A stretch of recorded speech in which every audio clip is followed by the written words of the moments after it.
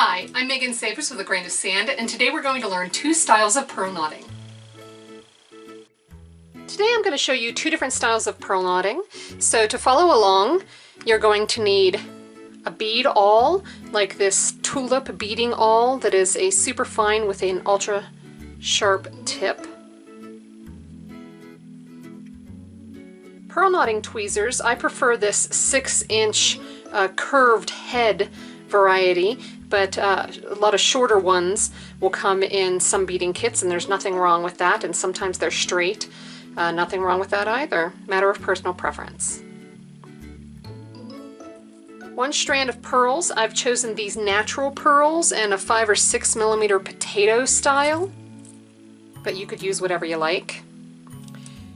Pearl cord that matches your pearls. This is the Griffin silk cord, natural silk, that already has the twisted beading needle that is actually already attached. I'm using the number 6 because it fits snugly with my beads, but you may need a different size depending on the size of your beads. Bead tips. I prefer the clamshell variety. As you can see, it has 2 little clamshells and a hook, and this is going to be at either end of your project and will actually attach your clasp to the project. They also make a variety that looks like a cup with a hole in the center that has usually its own hook on it, and there's nothing wrong with using those. I just prefer the clamshell style because it hides my knot. Chosen this 10 millimeter sterling silver box clasp in a crystal AB color because it's neutral and it's about the right size for my beads.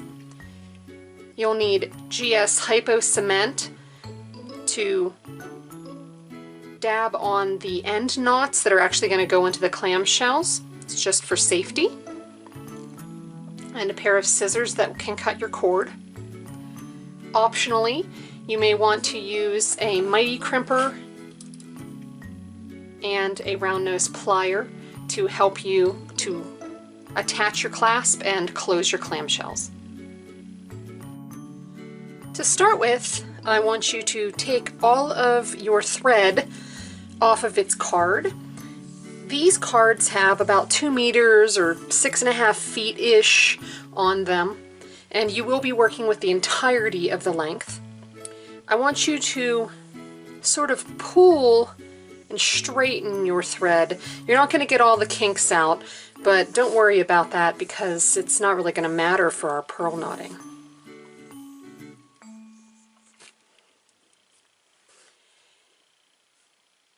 And there's our wire needle.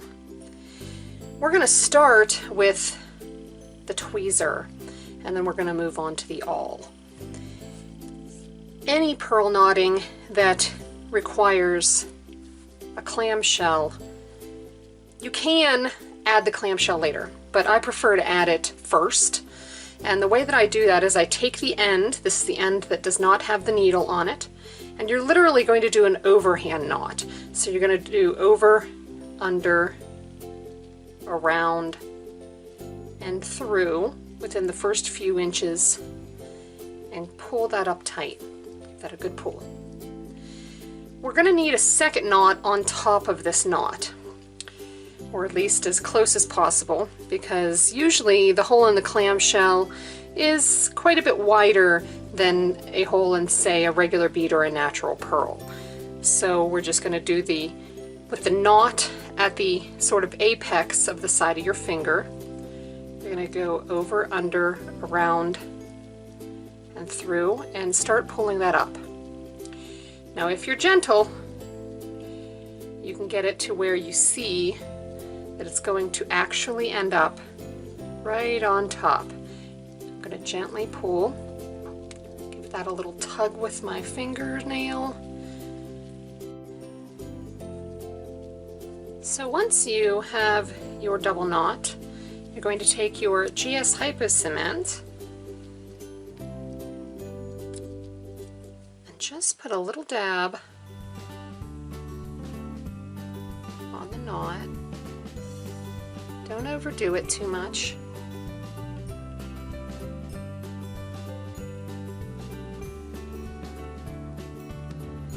Just like so. And set that aside for a second to dry. Now once that's sat there for a second, I want you to take your clamshell and with the actual clamshell facing up, I want you to poke your wire needle down into it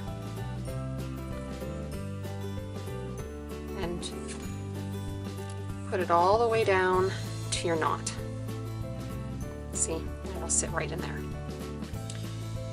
Now, pro knotting for the most part really is just overhand knotting, or at least this style is overhand knotting.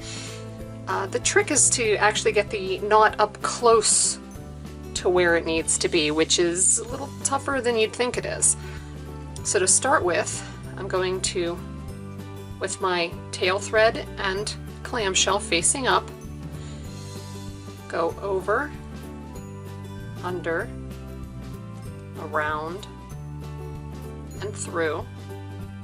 And that's going to form this big loop with my bead, or my finding in this case, on the other side.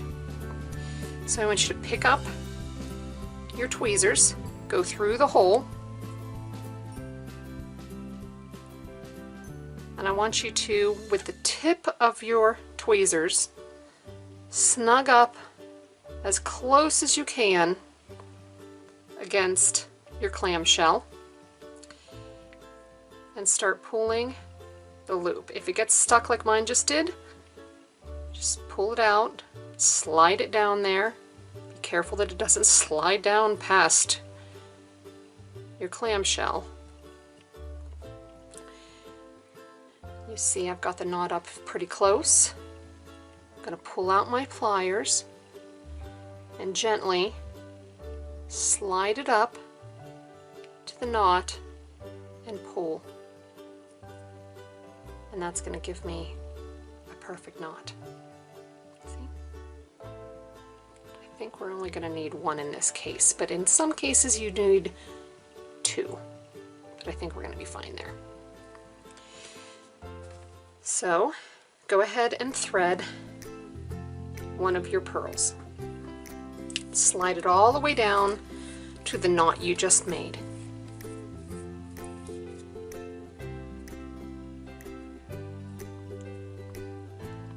Tail thread or working thread sort of facing up.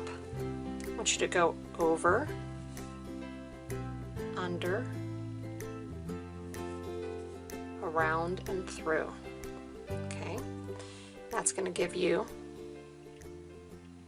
this big knot, this big loop that's going to form your knot. Pick up your pliers, go through the loop. Snug all the way up against your bead, and make sure that your bead is also snug against the other knot that you just made, and begin to pull it up like so. Take out your pliers, gently slide close to the tip of your plier and pull. I'm sort of pushing and pulling in opposition when I'm doing that, but I don't do that until I know I'm right up against where I need my knot to be. To expedite the process a little, you can go ahead and thread a few beads on so that you can just slide them down and knot.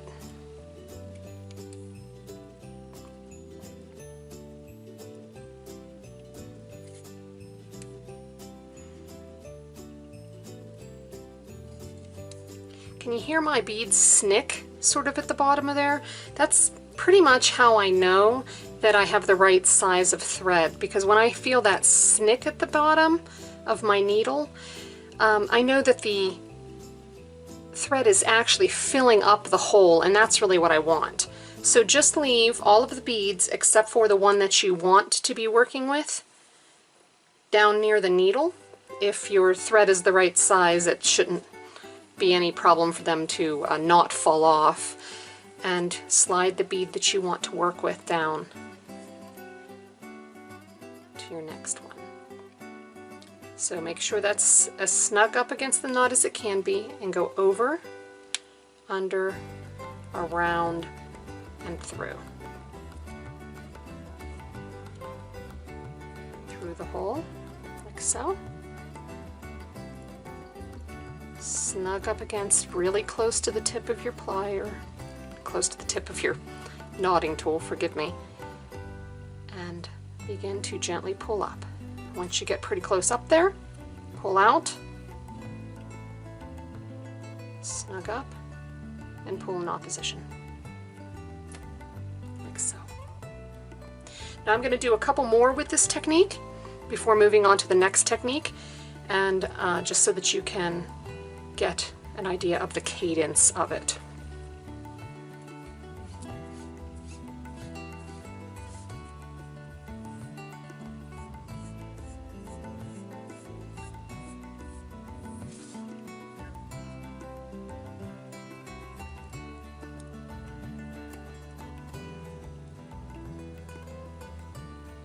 Sometimes if my loop is a little too big, I will make it a little smaller, which is what you just saw there.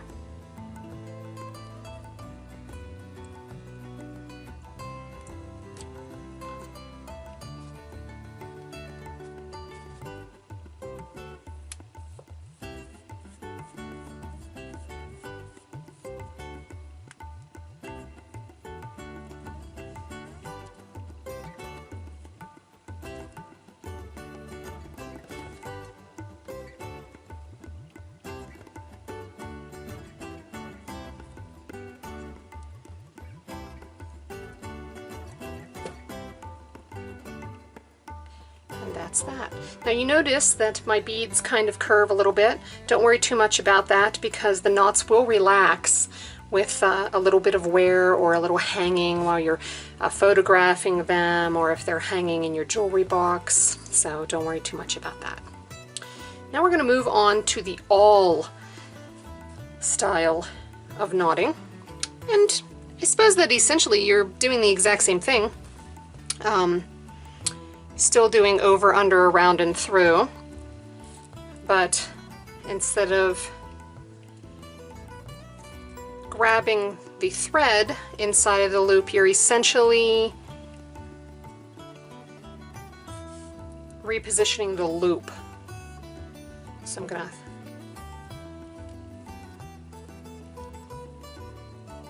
push my bead down, over, under, around, and through. Okay. Take my awl. I'm going to go through it. I kind of hold on with a finger while I'm doing this pulling, but as you can see, I'm really just controlling where the knot is. So once I get down this far, take out the awl, and I pull and snug up with my fingernail. Can you use a plier for that part? Absolutely, you can. There's nothing wrong with that. Matter of personal preference, so you can kind of do two different tools. So let's see that again.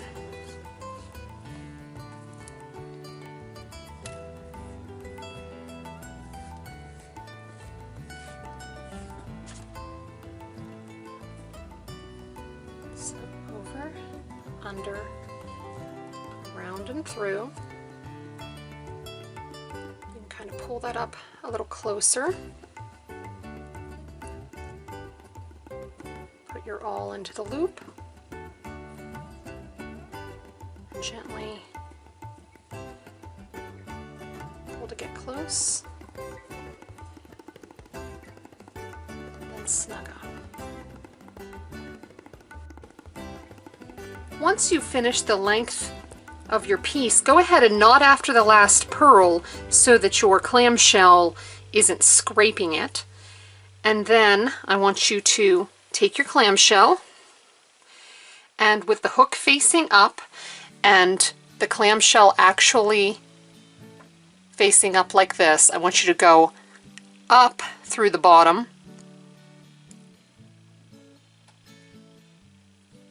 and slide it down as if it were a pearl.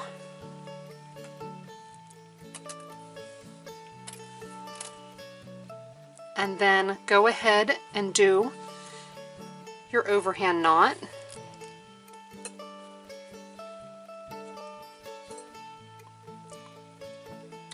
And then pretending that the clamshell is the pearl, the inside of the clamshell, that is, I want you to snug the tip of your tool right down in there and gently pull up your knot. Be careful that it doesn't go over the clamshell. Then once it gets pretty close in there, I want you to gently pull out and knot down into it. And then you'll want to do that a second time for sure. Remember doing 2 on the first one before you added your clamshell to the first side? Well, this is the same. I want 2 in there to make sure that it's snug up, that it has enough bulk. Set that aside to dry. And then we're going to go ahead and dab the knot with our GS Hypo Cement.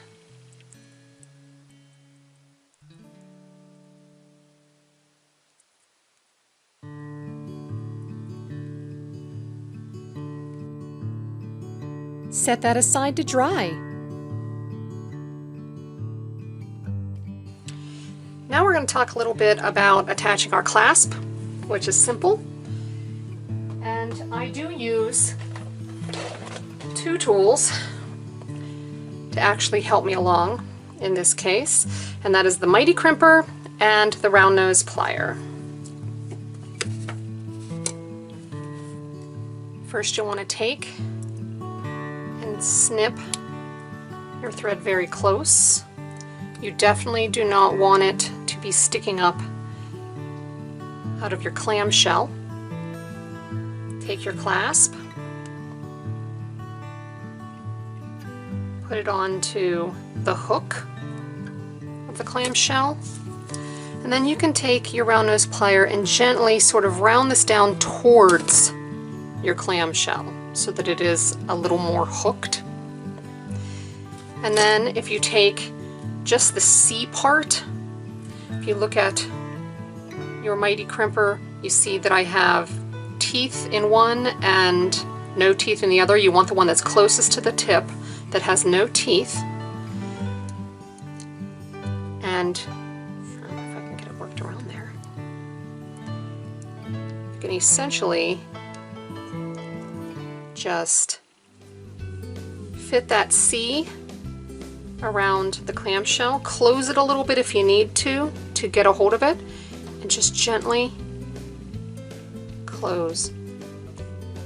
If you need to reposition it just a little bit. But the C shape is going to keep the round shape of your bead. Don't be forceful with it, and your clasp is probably going to be, you know, like it has a little wiggle room, but it's not like flopping around. And that's how you attach your clasp. Just repeat for the other side.